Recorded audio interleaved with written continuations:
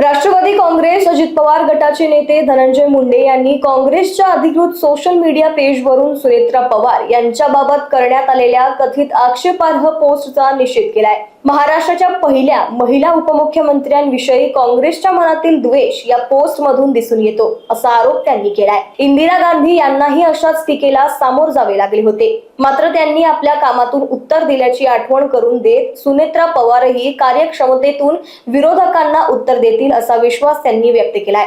तसेच काँग्रेसने इतरांवर टीका करण्यापूर्वी आत्मपरीक्षण करावे असेही ते म्हणाले आहेत। काँग्रेसच्या अधिकृत पेजवरून आमच्या नेत्या राष्ट्रवादी काँग्रेस पक्षाच्या राष्ट्रीय अध्यक्षा या महाराष्ट्राच्या पहिल्या महिला उपमुख्यमंत्री आदरणीय सुनेत्रा वहिनी अजित पवार यांच्यावर जी टीका केली, ज्या पद्धतीनं त्या पेजवर वक्तव्य केलं, ते वक्तव्य काँग्रेसच्या मनात महाराष्ट्राच्या पहिल्या महिला मुख्यमंत्री सुनेत्रा वहिनी झाल्या त्याबाबत किती द्वेष आहे, किती घृणा आहे, हे त्या वक्तव्यातून या ठिकाणी स्पष्ट होतं। काँग्रेसने खरं तर त्यांचा इतिहास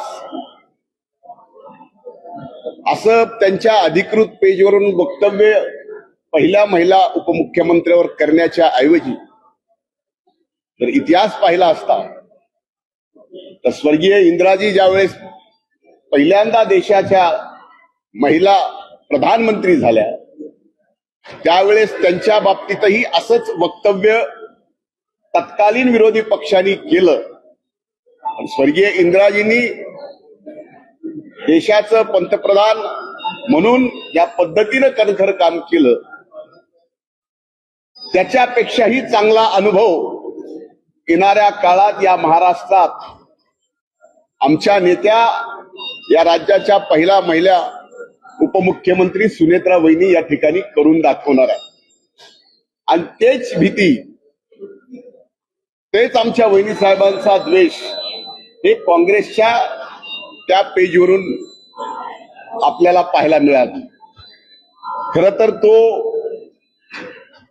बीडचा दौरा